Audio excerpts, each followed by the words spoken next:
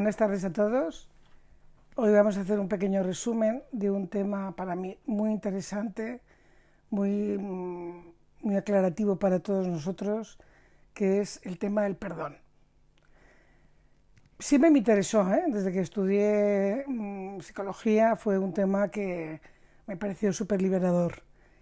Pero me hizo mucha huella cuando una amiga mía me regaló un libro en un momento de mi vida muy peculiar donde tenía que perdonar a alguien con un daño muy profundo.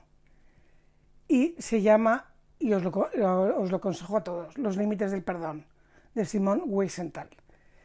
Era un judío que le exigieron que perdonara a un nazi de todas las muertes que habían ocasionado, sobre todo a su mujer, a sus hijos, su mujer embarazada, a sus hijos, a sus padres.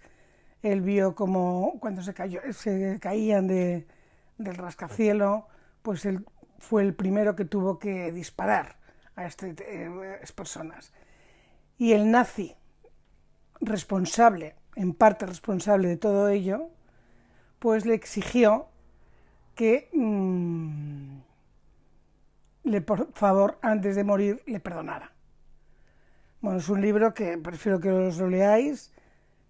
La mitad del libro trata de cómo fue la dinámica y luego la otra mitad es todos los filósofos que se aunan en comentar si realmente los nazis requerían un perdón o no un perdón. A partir de ahí, y con mi experiencia en mi consulta, me di cuenta que el perdón es algo que nos limita, siempre, nos limita. Nos limita, nos bloquea, nos provoca ira, nos provoca rabia. Y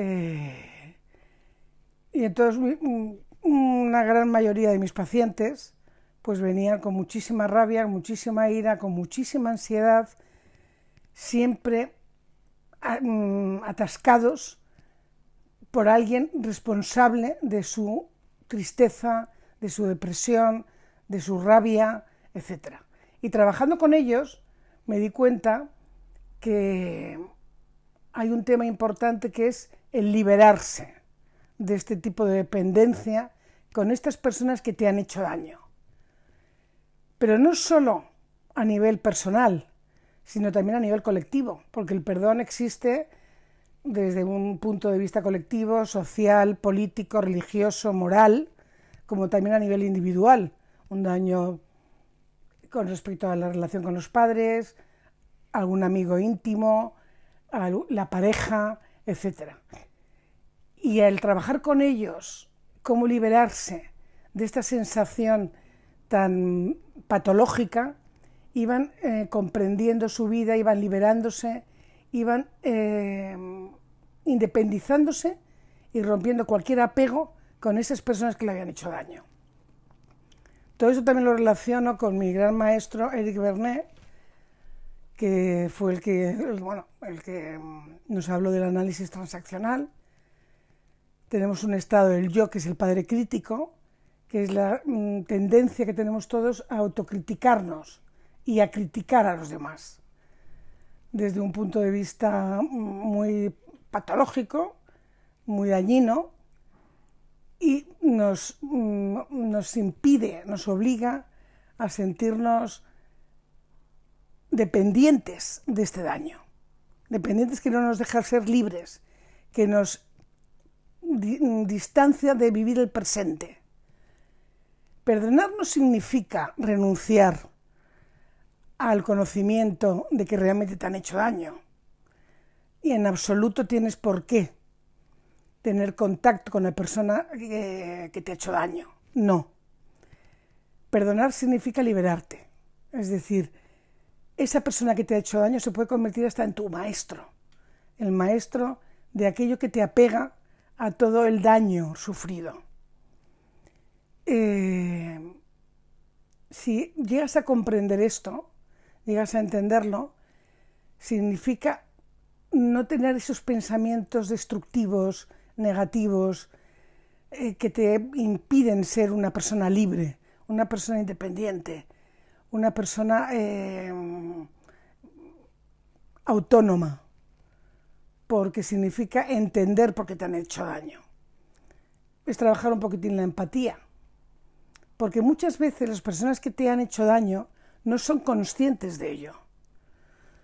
Si nos remitimos a los nazis, y lo sabemos todos, muchas veces estaban obligados, sin tener conocimiento absoluto de lo que estaban haciendo. Eso no les disculpa, por supuesto, pero a ti sí te libera de todo el daño que te han podido hacer, de lo que te ata a la rabia, a la ira y a todo lo que te impide crecer como persona.